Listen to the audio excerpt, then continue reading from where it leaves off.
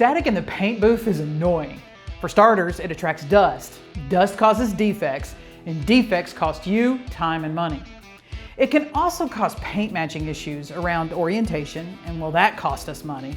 A lot of money when you look at the latest material increases.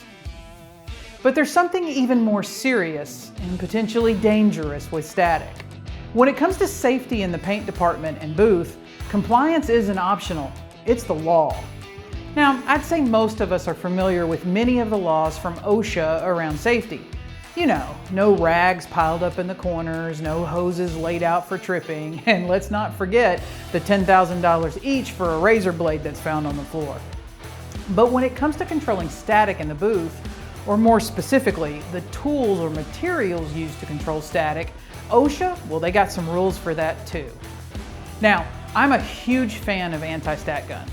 I wasn't always, and my famous public apology around the topic is now about 10 years old. Back then, there were only 2 devices on the market.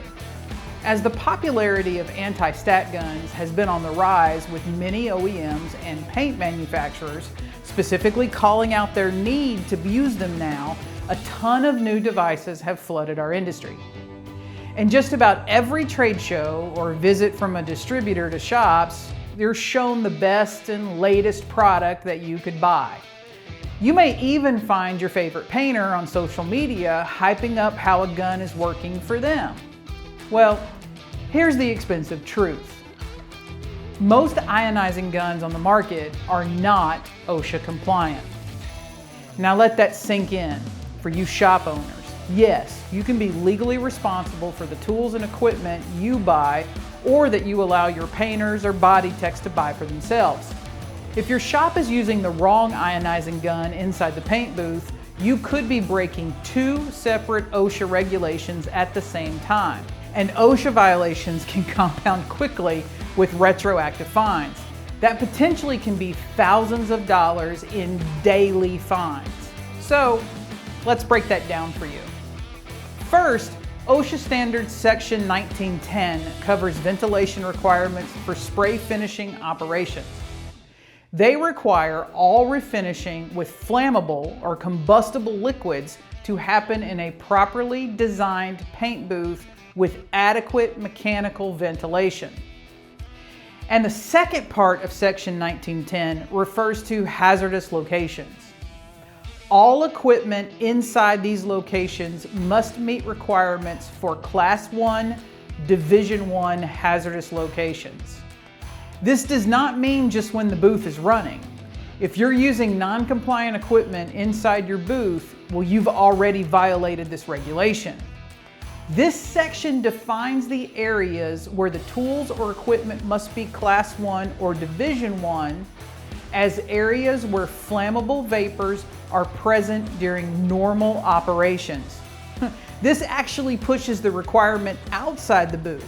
I mean, think of all the areas in the shop where we have flammable vapors. In these areas, all electrical equipment must be explosion proof. If you're using or have a stat gun that isn't rated for Class 1, Division 1, well, that's a violation number 2 and has created an ignition hazard. Think about it. Just having one wrong gun gets your shop 2 separate violations. And what does that cost? Fines start at around $16,000 each.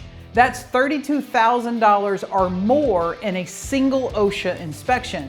Now, if OSHA deems it a willful and repeated violation multiple times a day or week or month, which is just part of every day in a body shop, the maximum penalties can reach $165,000. The reason myself and others around the industry have pushed and promoted the stat gun is twofold. First, it works, and it saves me around 10% in the materials applied, and in today's cost, 10% is a significant amount of money each month. Second, and more importantly, it is the only ionizing stat gun in the world that is compliant to both OSHA standards. That's it. It's the only one. Now, I know some others on the market like to skirt around this topic and tell you that they are OSHA compliant, but it's just not true. My challenge to you, ask them specifically to put it in writing that their tool meets both standards in the regulation. Well, that way, if OSHA visits you, well, you just show them the letter. When you can't get it in writing, you're gonna have your answer. Don't risk your shop and your people from a legitimate safety and fire explosion risk just to buy a cheaper tool. Want to learn more about the stack gun? We have a full series of videos on our YouTube channel, or you can just email us. We'd love to talk to you about it.